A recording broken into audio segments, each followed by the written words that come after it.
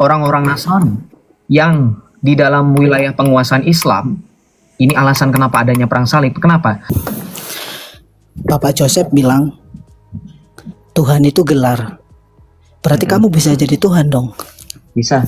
Artinya Tuhan itu artinya penguasa. Saya bisa menjadi penguasa atas segala sesuatu yang saya mampu. Contoh, saya bisa jadi Tuhan atas ruangan saya sendiri. Karena Tuhan artinya penguasa. Dari kata Tuhan. Jangan diartikan seperti itu. Tuhan itu artinya. Kamu punya secara linguistik kamu punya pembantah. Saya punya loh dalilnya. Saya punya datanya. Kata Tuhan dari bahasa Melayu menjadi transliterasi Tuhan itu berkat dari seorang Romo Jesuit. Itu ada di dalam kamus ensiklopedi gereja. Tuan dan Tuhan. Makanya di dalam bahasa Inggris kamu kan orang yang seolah-olah pinter ya. Coba sekarang saya tanya sama teman-teman yang pernah nonton film. Ketika bangsawan-bangsawan disebut dengan Lord, my Lord. Padahal kalau kita mau pakai bahasa Inggrisnya Quran, ayat pertamanya Quran, surah Al-Fatihah, Alhamdulillahirabbil alamin. Artinya segala puji bagi Allah Tuhan. Ada kata Allah, ada kata Tuhan. Mau tahu diterjemahkan dalam bahasa Inggris apa? God and Lord. Mau tahu kata Lord itu digunakan apa dalam orang-orang luar sana? Lord itu untuk menyebut bangsawan, menyebut gelar penguasa, paduka. Jadi kalau misalkan kamu mau mencoba seolah-olah, saya mau menjatuhkan Joseph, saya sudah jadi Islam, saya sudah mengalami kejatuhan, makanya kalau kamu sekarang mau menjatuhkan, salah. Berarti kamu murtad ya? Karena kamu berada di posisi paling bawah. Kalau kamu mau menjatuhkan, kamu bangkit dulu jadi orang Kristen. Kalau kamu di bawah, selama kamu di bawah, kamu tidak akan bisa menjatuhkan. Pantesan sudah jauh dari kebenaran. Bukan jauh dari kebenaran, jauh dari penipuan. Kebalikannya, kebenaran versi iblis adalah kebenaran yang memabukkan dan tidak ada kebenaran yang utuh. Inna dina indallahil Islam. Sesungguhnya agama yang benar adalah agama Islam. Oke, saya terima pakai dalil itu. Inna dina indallahil Islam. Sesungguhnya agama yang diridhoi di sisi Allah adalah Islam. Kamu tahu. Ya, sekarang saya tahu. Ya, saya tahu. Makanya saya pengen coba. Terus kamu ngomong apa namanya tentang nama-nama. Saya bongkar Islam ya di sini karena kamu banyak nama-nama Tuhan. Udah pelan-pelan, gak usah panik. Saya mau tanya. Dalam agama Islam, kita fokus ke dalil itu bisa. Ayo. Kenapa panik? Kenapa panik? Kenapa panik? Kenapa di? Kenapa panik? Kenapa panik? Saya membuktikan kalau Islam agama yang diridhoi. Belum selesai ngomong. Dengarkan saya, jangan panik. Kalau Islam diridhoi di sisi Allah, Islam versi mana? Nabi Muhammad pernah bersabda dalam hadis, umatku terpecah menjadi 73 golongan. Golongan-golongan dalam Islam diantaranya Salafi, Sunni, Asy'ari, Maturidi, ada Syiah, Rafidah, Fatimiyah, ya, ada Mujassimah, ada Mu'tazilah, dan seterusnya. Sekarang, nah, itu terpecah artinya dalam Islam itu banyak, artinya dalam Islam banyak perbedaan. Nah, dengerin nih. Nah, di antara perbedaan-perbedaan itu, pelan-pelan. Kalau ada perbedaan, makanya diem, enggak, bisa pelan-pelan. Kita gimana saya mau ngomong di unmute terus kamu mau ngomong, poinnya sudah pernah dibahas. Dengerin. Silakan, kamu kan baru bergabung baru pertama. Silakan yang sudah sering nonton saya. Sudah dengerin. Ketika Islam dikatakan banyak perbedaan dan kamu akui, puji Tuhan, haleluya. Kamu akui di Islam banyak perbedaan. Sekarang saya minta sederhana sekali. Sempurna artinya apa? Sempurna artinya apa? perfect. Kenapa jadi bahasa Inggris? Sempurna, definisi sempurna. Islam suka nyambung.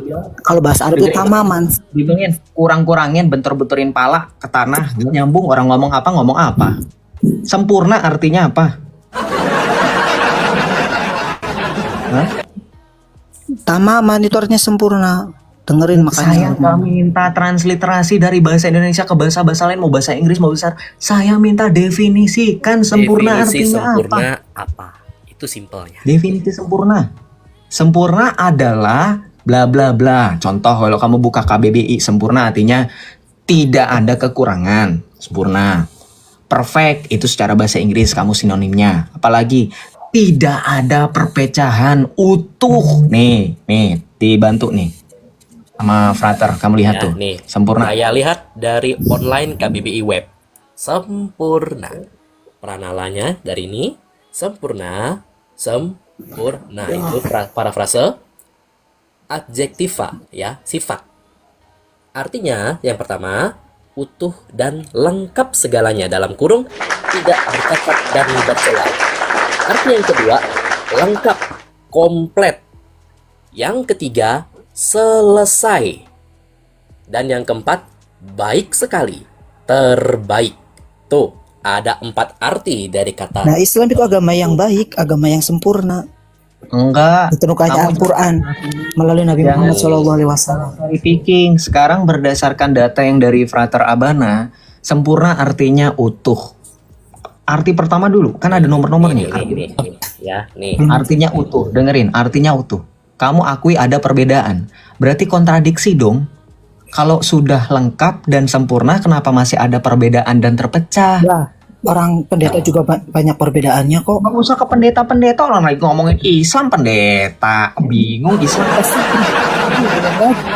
Saya tahu, dengerin. Kamu tuh punya otak nggak dipakai, nggak dibawa naik ya. Bentar. Itu bentar. Sebelum dilanjutkan diskusi, teman-teman. Yang wajar.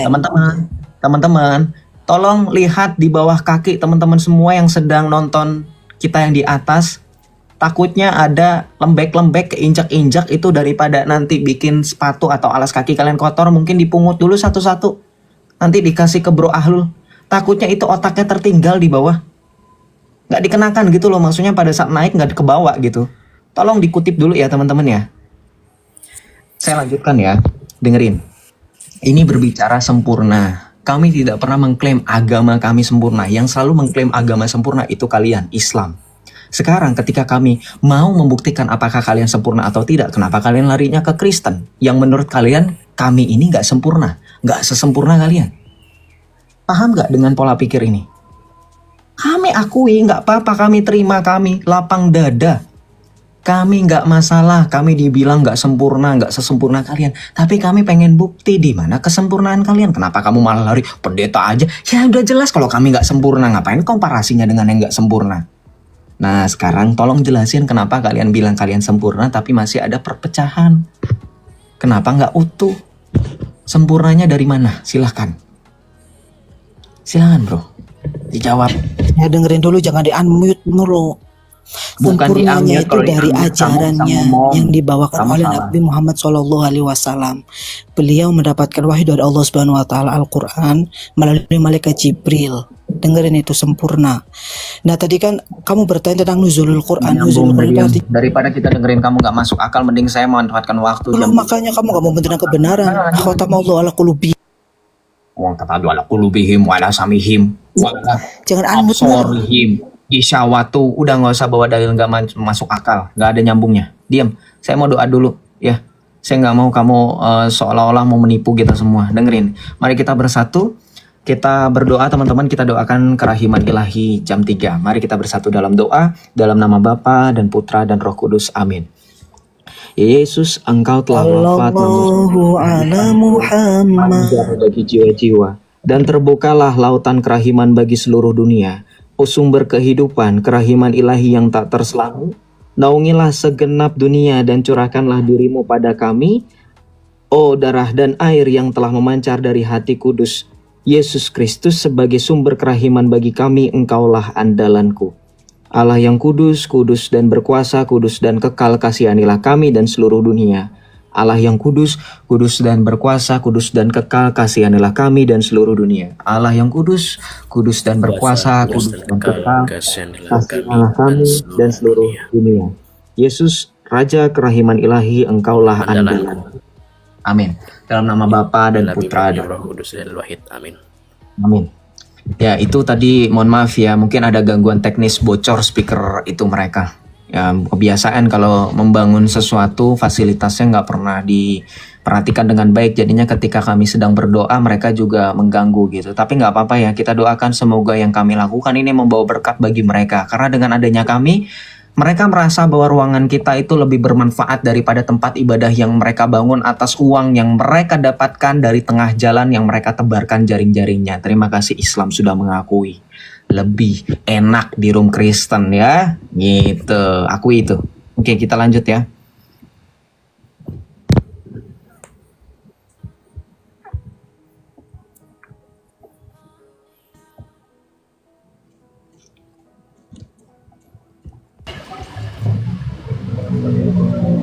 Ya, selamat siang.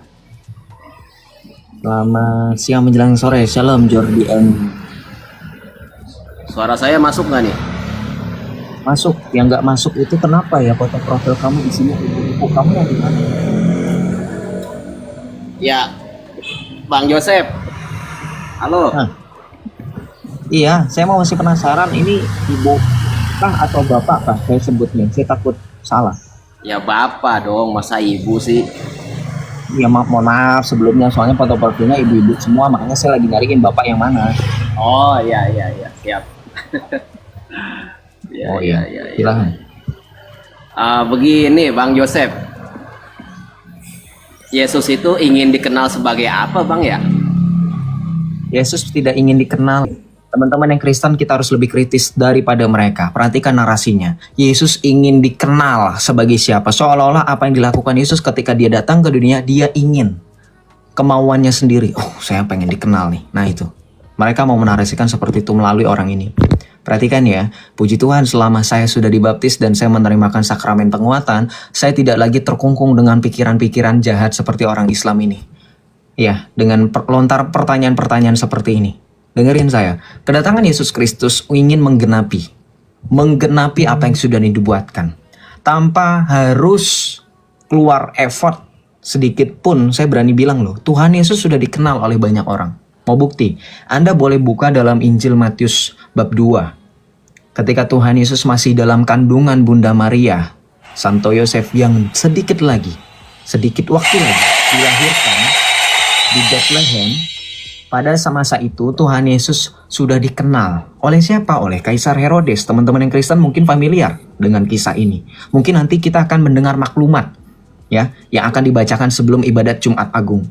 Di mana pada saat kelahiran Yesus Kristus, ketika dia dilahirkan, bukan maklumat ibadat Jumat Agung, mohon maaf. Pada saat kelahiran Tuhan kita Yesus Kristus. Bagaimana pada saat kelahiran Tuhan Yesus Kristus, Raja Herodes memerintahkan untuk menghilangkan nyawa bayi yang dilahirkan dalam kurun waktu yang sama seperti Tuhan Yesus dilahirkan. Betul nggak? Artinya Tuhan Yesus sudah dikenal. Karena nubuatan-nubuatan seperti itu, nubuatan-nubuatan tentang kedatangan Mesias itu sudah dinyatakan. Ya. Nah, makanya ketika di dalam Injil Matius bab 2 ayat 2, teman-teman baca di situ. Bahkan orang-orang Majus dari timur saja datang jauh-jauh hendak bertemu dan mempersembahkan persembahan kepada Tuhan Yesus yang baru dilahirkan. Itu sudah bukti kan Tuhan Yesus dikenal? Betul nggak teman-teman? Ini sekaligus menjawab pertanyaan konyol dari orang-orang yang mengaku mukallaf. Orang-orang yang katanya mengaku keluar dari Kristen karena merasa bahwa Tuhan Yesus bukan Tuhan. Masa Tuhan jadi manusia? Loh, ketika teman-teman bertanya di manakah ayat Tuhan Yesus mengaku sebagai Tuhan dan sembahlah aku, dari kisah orang Majus, dari kisah Raja Herodes, dan kisah-kisah berikutnya yang akan mengikuti perkembangan dan pertumbuhan Tuhan Yesus, itu sudah membuktikan kedatangan Tuhan Yesus tidak lagi butuh pengakuan dari orang-orang bahwa dirinya adalah Mesias yang dinantikan. Paham? Orang-orang yang membaca dan mengenal kitab suci, yang mengenal nubuatan para nabi, bahkan sekalipun orang-orang Yahudi yang membenci Yesus, mereka tahu Yesus itu Mesias. Jangankan itu, raja, kaisar, kemudian juga kepala tentara Romawi yang mereka tidak mengenal hukum Tauratnya bangsa Yahudi, mereka mengenal Yesus sebagai anak Allah. Bukan karena pengakuan Yesus. Tadi pada saat kelahiran, pada saat wafatnya di kayu salib, Yesus tidak memerlukan lagi pengakuan, tetapi di detik-detik bagaimana peristiwa penyaliban pada saat nanti ibadat Jumat Agung, apa yang terjadi kepada Longinus, kepala tentara Romawi. Dia dengan alam bawah sadarnya sendiri mengakui tersungkur ke tanah Yesus adalah anak Allah yang hidup. Ketika dengan darah dan air yang keluar dari lambung Yesus yang tertikam, menyembuhkan penyakit kustanya. Jadi tanpa ada keinginan dari Tuhan Yesus yang haus validasi seperti bagindamu yang haus validasi itu, atau ilah buatan nabimu, Yesus itu adalah Tuhan. Orang-orang tahu. Ibunya sendiri tahu, Santo Yosef mempelai Bunda Maria tahu. Malaikat pun tahu. Mengerti? Iblis pun tahu. Ketika peristiwa Tuhan Yesus mendatangi orang yang kerasukan, legion, Iblis berbicara, mau apakah engkau Yesus anak Allah yang hidup daripada kami? Gemetar di hadapan Yesus. Ngerti? Ya. Oke, kita lanjut ya. Rom mengundang perpecahan Indonesia.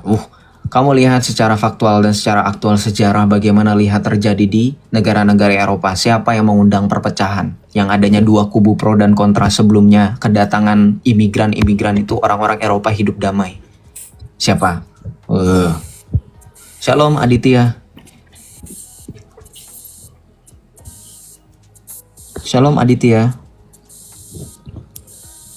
Shalom Aditya, ada yang mau disampaikan? Kalau tidak ada, saya turunkan, nggak ada suaranya. Saya turunkan ya Aditya ya. Tuhan Yesus berkati. Teman-teman mau bantuan tap-tap layar ya. Terima kasih teman-teman semuanya. Tuhan Yesus berkati.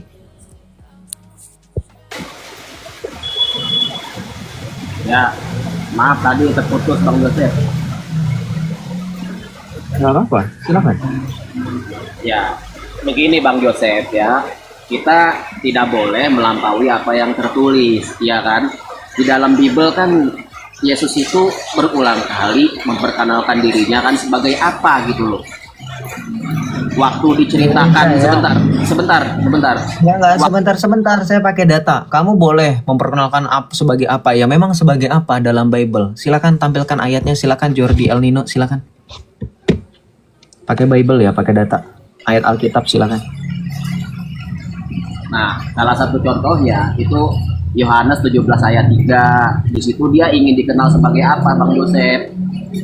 Ketika dia mempertegaskan dirinya, itu dia mempertegaskan dirinya sebagai apa?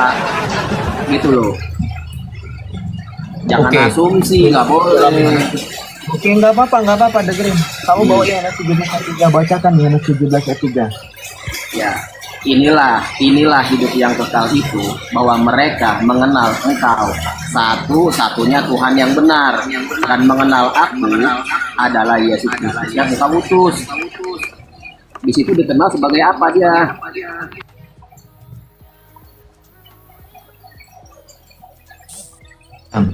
Kamu baca Yohanes 17 ayat 3-nya doang.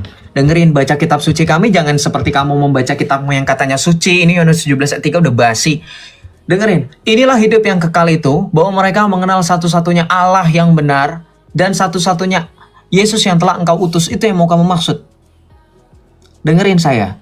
Yesus di situ dikatakan sebagai utusan. Utusan artinya apa? Utusan firman Allah yang diutus menjadi manusia, tidak ada masalah. Yohanes 1:14 firman itu telah menjadi daging.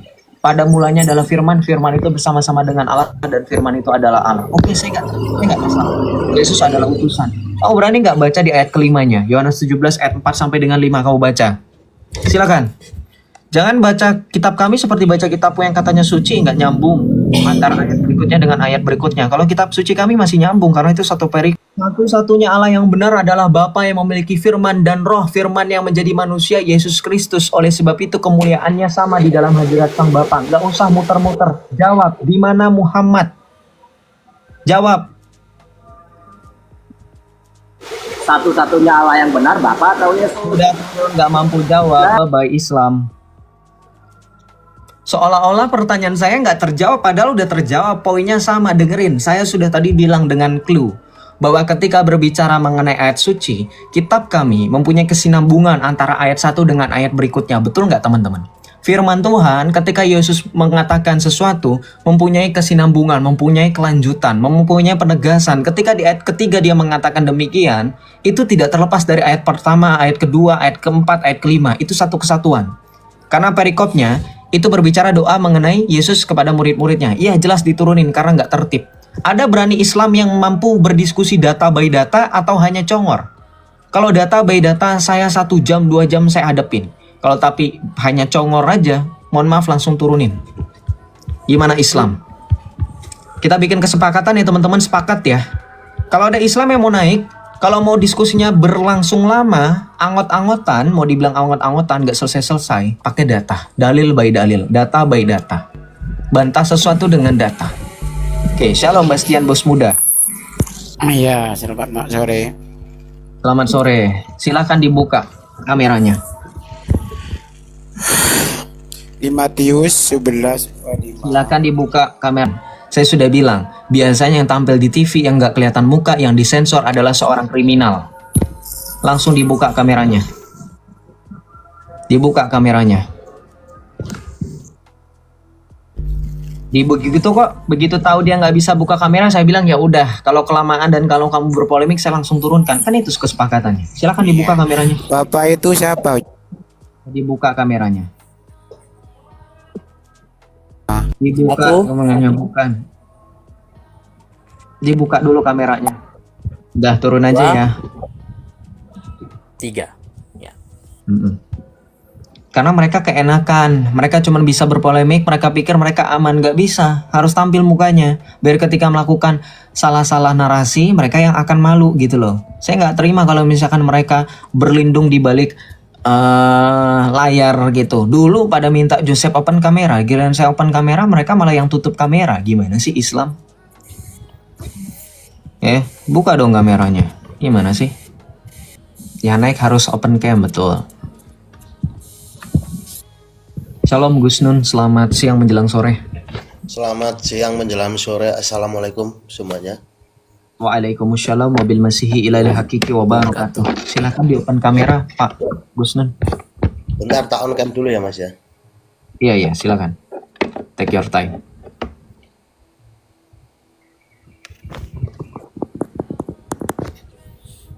Udah kelihatan Mas wajah saya.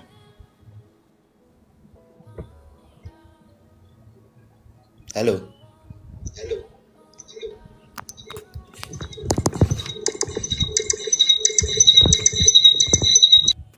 Sorry.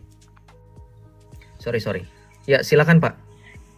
Oh, gini aja Mas. Saya cuma mau bertanya. Mas Yesus apa Kristen? Kristen apa Islam? Saya Kristen, saya anak Masihiyin. Oh, gitu. Gini saja. Saya di sini cuma mengingetin sama yang di bawah yang tapping, kita jangan saling menjelekkan, satu sama lain lah. Intinya semua agama baik gitu buat saya. Jadi bagi saya cuma gitu aja Mas Yosep, dan terima kasih udah dikasih izin naik gitu aja. Yang penting kita jangan saling menjelekkan satu sama lain, gitu aja. Oke. Semua agama, baik pun itu Kristen baik pun itu Islam baik, semua itu baik. Agama pilihan masing-masing itu baik. Bagi yang tapping jangan suka mengadu lah. Kalau mau mengadu sama orang luar negeri aja, biar baik gitu. Kalau sama orang Indonesia kita saling jaga silaturahmi kita lah, gitu aja Pak. Dari saya cukup sekian Bang Joseph, dan terima kasih. Assalamualaikum. Waalaikumsalam.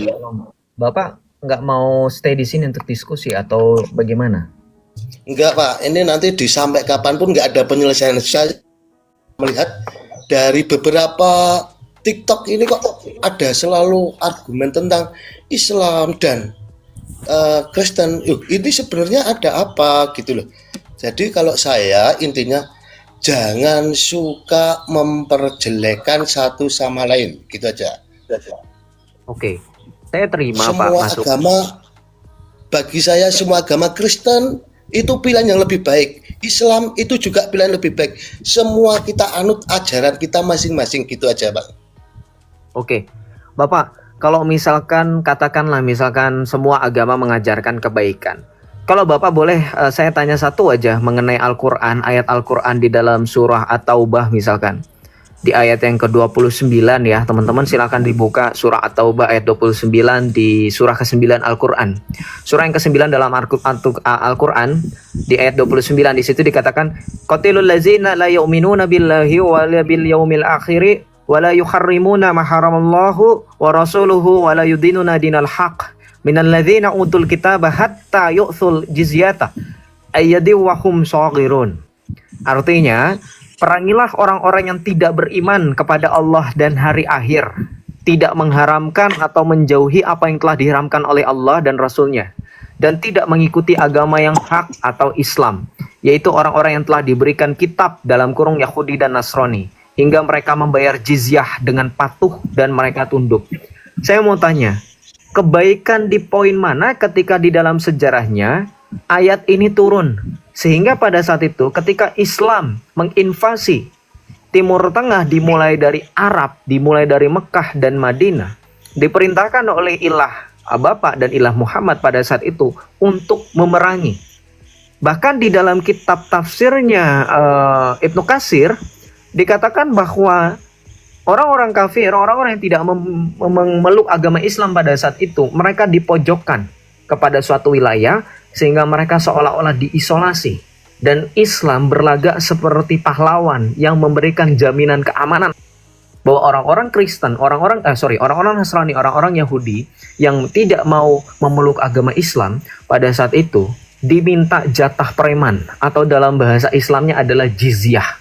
Kenapa bisa seperti itu, Pak? Apakah itu kebaikan? Coba minta tolong dijelaskan, Pak. Terima kasih. Gini ya Mas Yosep ya, sebelumnya kan saya minta maaf ya, saya nggak mungkin menjelaskan soal itu Mas. Dari saya kan mungkin saya bukan karakter saya untuk menjelaskan kayak gitu Mas. Bukannya saya nggak mau, tapi yang jelas saya tunjuk poin aja, nanti tidak kesalahpahaman lebih lanjut. Saya hanya gitu aja. Jangan sampai semua agama itu baik-baik saja, gitu aja Mas. Oke, baik. Terima kasih Pak. Tuhan Yesus berkati. Iya. Berarti Bapak tidak mampu menjawab, Bapak hanya menitip pesan seperti itu, kita terima niat baiknya, kita terima maksud baiknya. Kita doakan semoga kebaikan yang dia imani di dalam ajarannya menuntun dia kepada kebaikan dan kebenaran yang sejati, yaitu di dalam Kristus Yesus.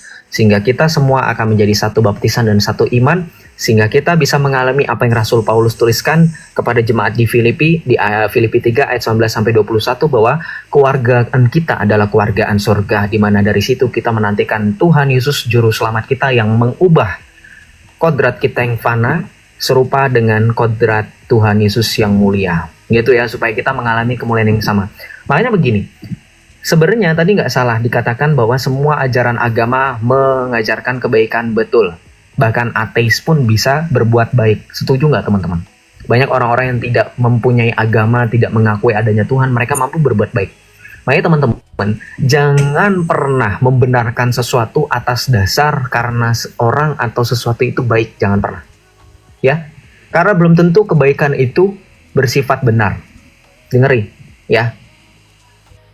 Perbuatan kebaikan itu belum tentu kebenaran yang mutlak.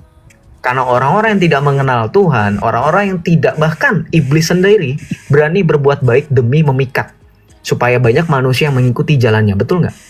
Analoginya seperti pencuri atau penculik.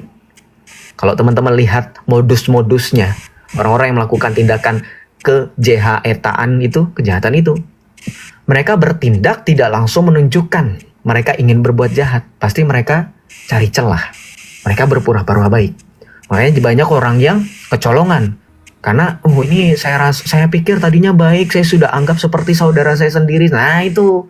Makanya kedepannya teman-teman jangan membenarkan sesuatu atas karena orang itu baik, orang ini enggak. Tidak ada yang bisa kita percaya. Ya, seperti itu. Makanya Tuhan Yesus bilang, artinya apa? Ketika berbicara mengenai ajaran, Tuhan Yesus pernah mengatakan, hati-hatilah kepada penyesat yang menyamar seperti serigala berburu domba. Nah itu Tuhan Yesus sudah memberikan perumpamaan. Makanya bukan berarti kami tidak setuju kalau orang-orang bisa berbuat baik. Kami setuju. Orang-orang yang tidak mengenal Tuhan Yesus pun mereka bisa berbuat baik. Tapi kebaikan seperti apa? Kalau teman-teman melihat bagaimana kebaikan Tuhan Yesus, dikatakan bahwa kebaikan atau kasih itu sendiri harus melampaui dari segala sesuatu. Bukan hanya sekedar memberi, tetapi juga mengorbankan sesuatu. Bukan sekedar give, tapi sacrifice. Makanya Tuhan Yesus bilang dalam Injil Yohanes, tidak ada kasih yang lebih besar daripada kasih seorang yang memberikan nyawanya kepada sahabatnya. Itulah kebaikan dan kasih yang luar biasa dibanding dengan kasih atau kebaikan orang-orang yang di dunia ini. Begitu, itu kebaikan dan kasih yang luar biasa. Gitu ya. Oke, shalom, selamat. Kamu Islam atau Kristen? Saya agnostik bang. Oke, di KTP kamu Islam atau Kristen? Kalau di KTP Islam. Oke, silakan. Kenapa kamu tidak mau mengakui Islam sebagai agama sampai kumis saya lepas? Saya mau nanya nih bang, posisi abang terhadap negara Israel itu apa? Kan banyak tuh Kristen di luar sana yang mendukung Israel sebagai kayak janji Tuhan gitulah.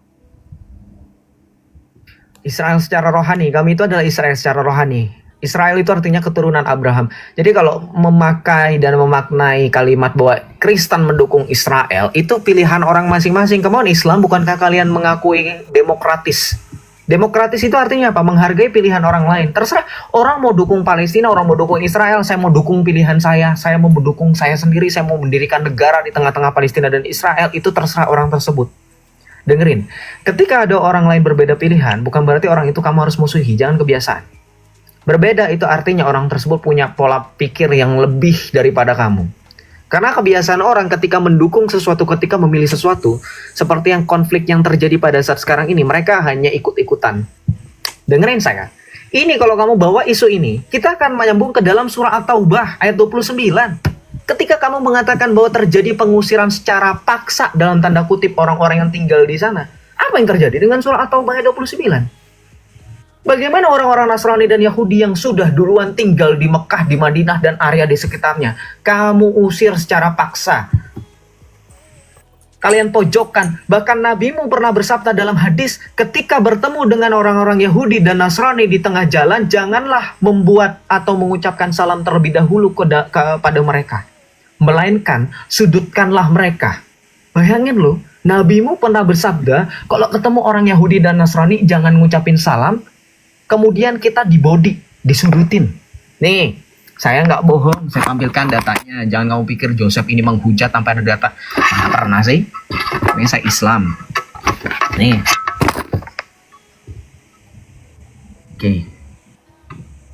Kamu lihat di sini ya, in tafsir Ibnu Katsir. Lihat di sini. Di dalam hadis dikatakan apa? Bahwa ketika Nabi bersabda, mana nih hadisnya? Nih, ini At-Taubah ayat 29. Ya.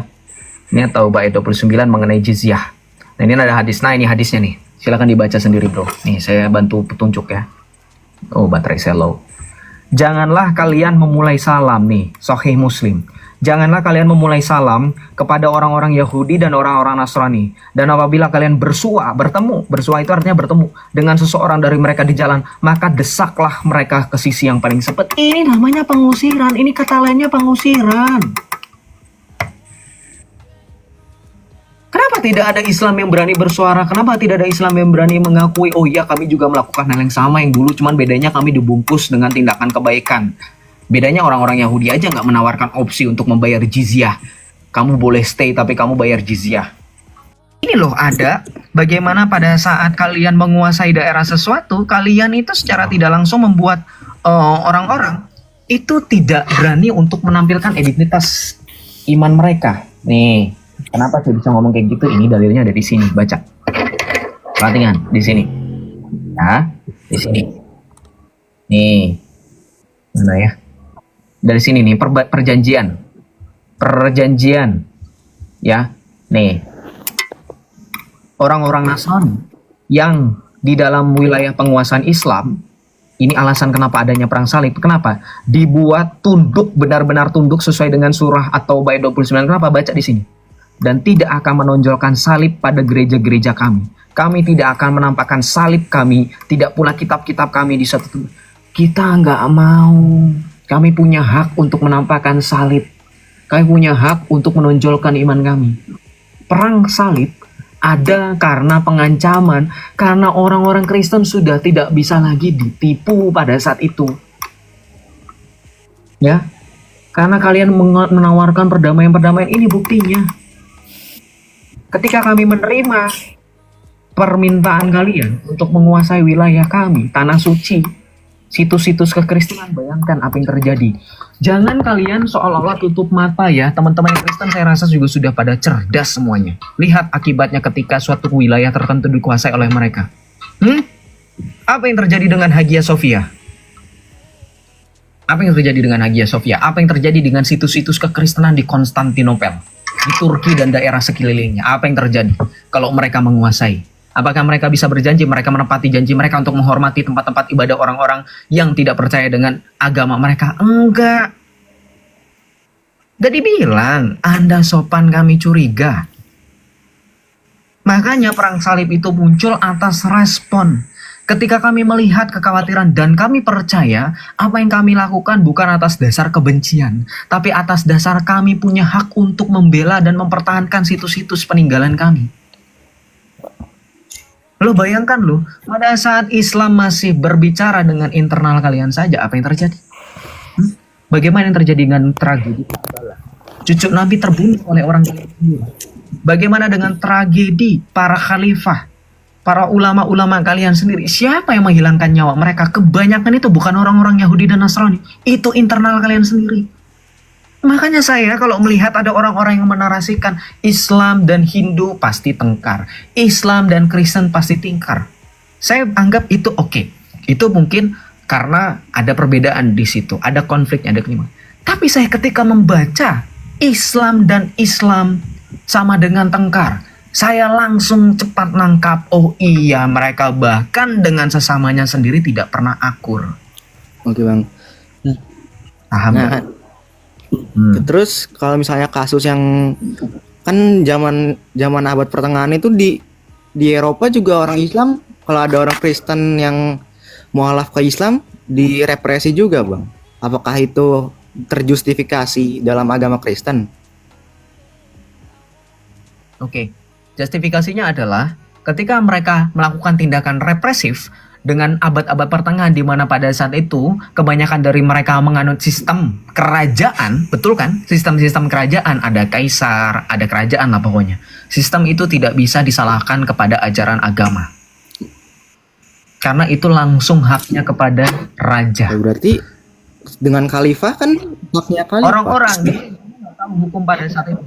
Hukum pada saat itu ketika ada orang yang menyangkal Kristus, meninggalkan Kristus, kamu berani nggak buka datanya? Ada nggak kasus contohnya orang-orang yang meninggalkan Kristen jadi mu'alaf di negara-negara Eropa yang kata kamu tadi narasinya di abad pertengahan itu siapa sebut namanya, di masa kekaisaran siapa, di negara mana, kamu sebutkan dakwaan atas hukumannya itu terjadi karena apa? Silakan. Masa siapa? Silakan. Abad pertengahan lo ya, abad pertengahan, kamu harus mengerti abad pertengahan itu kapan. Teman-teman yang mendengarkan boleh bantu untuk tap-tap layar ya supaya semakin terbongkar ketika mereka berusaha untuk berbuat sesuatu yang menimbulkan bahwa kesan mereka adalah orang-orang yang baik. Nah, Joseph, video sama suara lu delay. Udah gak apa-apa, fokus aja dengerin suara, jangan liatin muka atau jangan liatin mulut saya. Bingung nanti sinkronisasinya. Makanya kamu lihat kalau kita udah ketemu. Nah, cari dulu, jangan ngomong, cari dulu. Nah, kamu harus buktikan ya dalilnya. Oke, sembari kamu Di masa konquistador kan ada edik dari Raja Spanyol untuk yang diusir di Grenada, penaklukan Grenada. penaklukan Grenada. Oke, kamu tahu sejarahnya itu? Kamu tahu nggak sejarahnya di Grenada di Spanyol itu? Tahu nggak? Apa bang? Bentar, tadi. Tahu nggak sejarahnya dari Grenada di Spanyol itu? Ya, ya dulunya kan memang daerah kastil segala, lalu ditaklukkan Islam, ditaklukkan kembali oleh Spanyol.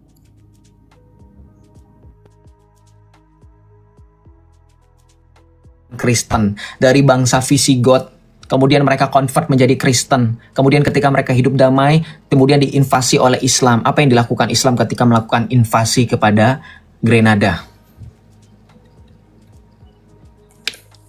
Nah, sebagaimana orang menguasai kerajaan aja bang, saya tidak menjustifikasikan aksi-aksi ini, tapi mempertanyakan apakah itu dijustifikasi di Kristen juga. Dijustifikasi, jadi dengerin. Atas apa yang dilakukan, kami punya hak untuk melakukan pembelaan. Dengerin, kenapa diusir, kenapa represif, kalian dahulu yang menunjukkan sikap kalian yang tidak baik. Ini dibuktikan dengan zaman sekarang, lihat Eropa sekarang. Lihat kebiasaan Islam dari dulu, lihat Eropa. Lihat Jerman, lihat Inggris. Apa yang dilakukan orang Islam zaman sekarang? Mereka diberikan kesempatan. Di Inggris enak loh. Hidup di Inggris, kamu nggak kerja, kamu dapat bayaran. Tanggunganmu itu yang bayar pemerintah Inggris. Tapi apa yang dilakukan Islam? Nuntut untuk diterapkan hukum Islam. Kurang ajar nggak? Coba lihat negara-negara yang mayoritas memakai hukum Islam. Apakah mereka sejahtera? Kalau negara-negara Islam sejahtera, logikanya, kemauan Islam mari berpikir, kamu nggak akan jadi imigran di negara orang kafir. Kamu tetap hidup damai di negaramu yang menerapkan hukum syariah. Lihat Timur Tengah. Kenapa kalian berpikir dengan sederhana konsep pola pikir itu aja nggak nyambung? Berarti alasannya balas dendam bang? Bukan balas dendam. Orang tersebut membela tanah airnya. Coba lihat bangsa Indonesia sendiri, bro. Ayo dong, yang kayak gitu normal kok. Ya kan kalau membela mengerti, Jadi tapi poinnya aksi menurut represifnya Bang. Jadi poin kamu ketika orang melakukan pembelaan atas tanah air yang kemudian diporak-porandakan, yang kemudian dirusak, yang kemudian dihancurkan, apakah kita harus diam saja? Apa yang kamu lihat bagaimana bangsa Indonesia setelah selesai merdeka, apa yang mereka lakukan kepada orang-orang Belanda, orang-orang Jepang yang masih tinggal di Indonesia? Kamu lihat, apakah kamu berani menjustifikasi? Itu wajar, itu tindakan yang wajar. Selepas dari tindakan seperti itu mereka punya rasa trauma. Untuk menghilangkan rasa trauma mereka melakukan demikian, kita tidak bisa menyalahkan. Paham nggak? Wajar ya Bang. Paham. Oke. Dengerin, ketika itu terjadi kemudian kalau kamu mau justifikasi apa yang seperti yang saya lakukan, saya menjustifikasi atas kitab. Atas kitab suci. Ada nggak di dalam kitab suci kami, Alkitab kami mengatakan orang-orang tersebut memakai dalil yang sama seperti yang di dalam Islam surah At-Taubah ayat 29, menerapkan jizyah. Ada nggak? Ada nggak orang Kristen yang kalau misalkan menginvasi sesuatu, kemudian kamu harus jadi Kristen. Kalau kamu gak Kristen, kamu harus bayar pajak. Ada nggak? Berarti tidak sesuai dengan ajaran Kristen itu sendiri. Misalnya orang memaksa. Kok nggak sesuai? Gimana nggak sesuainya? Gimana nggak sesuainya? Kan Bro? kata Abang tidak dalam agama Kristen tidak ada ayat yang menyuruh untuk memerangi kaum ini, terus Makanya itu memaksanya. justifikasi pribadi. Dengerin saya, kamu nggak nyambung ya? Kamu bawa poin itu untuk menunjukkan mereka aja sama kayak Islam. Kok kamu nggak bisa kayak gitu? Ya karena mereka melakukan itu bukan dasar atas kitab suci, paham nggak? Mereka melakukan itu atas dasar pribadi. Mereka punya rasa kenegaraan, mereka punya rasa ke pertahanan wilayah, itu kerajaan apalagi. Wajar mereka seperti itu. Kok kamu nggak nyampe sih? Jadi bukan artinya mereka kontradiksi. Mereka melakukan itu kamu justifikasi secara pribadi. Karena memang terlepas dari kitab suci. Mereka melakukan itu bukan atas dasar kitab suci. Mereka melakukan itu atas dasar, oh saya dulu mengalami trauma. Karena si kelompok ini pernah memporak-porandakan apa yang sudah leluhur kami bangun. Nih contoh, ketika ada Islam yang kemudian ketika kami menuntut Hagia Sophia untuk dikembalikan kepada fungsi awalnya, kemudian mereka menyebutkan Masjid Cordoba. Mosque of Cordoba itu tadinya kuil Visigoth. Kemudian tadi saya sudah bilang, Visigoth convert ke Kristen. Kuil itu dihancurkan, diganti, di-replace dengan gereja. Gereja itu yang kemudian direbut oleh Islam menjadi Mezquita Cordoba. Itu sejarahnya. Jadi nggak pernah ada sejarah sedari mula itu masjid. Enggak. Sedari mula itu kuil pagan. Dari kuil pagan kemudian jadi gereja. Dari gereja kemudian direbut oleh Islam. Itu yang disebut dengan Cordoba Mosque. Tuh. Contoh lagi mana? Masjid Bani Umayyad. Tempat di mana kepala Santo Yohanes Pembaptis berada. Itu di Damaskus, Suriah. Itu jadi masjid, diubah. Tadinya gereja, tadinya biara, diubah sama kalian jadi masjid. Jadi itu bukan playing victim. Gini, ketika Anda menuntut orang Kristen harus tetap mengedepankan kasih. Kasih yang diajarkan Tuhan Yesus bukan kasih yang mencela-mencela. Kasih yang diajarkan Tuhan Yesus adalah kasih yang hikmat, kasih yang bijak, kasih yang punya pembelaan. Tuhan Yesus dan para rasul mengajarkan kalian harus mengorbankan segala sesuatu. Jikalau kamu kan ada kan di dalam kitab suci tertulis, jika kamu menyayangi ibumu, menyayangi nyawamu, sesungguhnya kamu kehilangan nyawamu. Artinya apa? Bahwa dalam orang Kristen, dalam ajaran kekristenan, kasih yang diajarkan Tuhan Yesus itu kasih yang berkorban, kasih yang rela untuk mengorbankan segala sesuatu demi iman. Bukan berarti kasihnya itu diem aja di ratus, enggak. Para rasul ketika dianiaya, para murid, para jemaat gereja mula-mula ketika mengalami penganiayaan, mereka tidak tinggal diam. Mereka bersuara, mereka menginjili, mereka membuktikan kasih. Mereka mengenal bagaimana Tuhan Yesus mengajarkan kasih yang levelnya agape. Jadi kasih itu bukan seperti dalam anggapan kalian, oh gua tampar lu diem aja. Enggak. Maksudnya adalah bahwa kami ketika menerapkan hidup, kami tidak menaruh dendam. Ketika iman kami diinjak, kami punya kesempatan untuk meluruskan seperti yang dilakukan sekarang, berapologetika. Gitu. Jadi jangan salah paham dengan kasih, terminologi kasih. Gitu. Bro, selamat. Ada lagi yang mau ditanyakan? Saya pengen nanya itu doang. Oke. Terima kasih ya. Tuhan Yesus berkati. Betul. Gini, kita nggak mau berbicara sombong ya. Pada masa abad pertengahan, teman-teman tahu bagaimana Liga Suci didesak. Negara-negara Kristen Eropa pada saat itu membentuk Liga Suci di bawah Paus yang pada saat itu berkuasa. Mereka punya power. Walaupun jumlah mereka sedikit, peperangan di Wina di Austria sudah membuktikan mereka punya power. Kalau tidak ada kasih, mereka sudah lama musnah dari dulu. Dengerin. Nah, kalau kita berbicara realitas sekarang, kalau orang-orang seperti negara-negara Israel tidak memiliki kasih, orang-orang yang tinggal di Israel, teman-teman kan sudah banyak yang pernah ke Israel ya. Teman-teman sudah ada yang pernah ke Israel, ke Yerusalem. Israel, wilayah di mana Israel menjadi penguasa di tanah mereka. Apa yang terjadi dengan orang-orang Arab Islam? Apakah mereka direpresif juga? Enggak. Mereka tidak mulai. Justru mereka melakukan yang sebaliknya. Mereka berterima kasih kepada pemerintah Israel. Bukan maksudnya saya tidak melihat kemanusiaan sana. Yang memang Paus Fransiskus lakukan adalah menyuarakan kedamaian. Maksud saya, kita harus melihat dari sudut pandang yang luas. Ya, begitu. Perdamaian itu bisa dicapai jikalau kita mengaku dan tunduk kepada Raja Damai itu sendiri. Siapa? Yesus Kristus yang datang dalam keledai, yang kemudian memasuki kota Yerusalem, yang kemudian orang-orang sana menyebut dan mengeluh-elukan Raja Damai. Nah, kalau mau mencapai kedamaian yang sempurna dan utuh, ya kamu harus akui Raja Damai itu sendiri yang telah datang ribuan tahun sebelumnya. Ya, Islam gitu.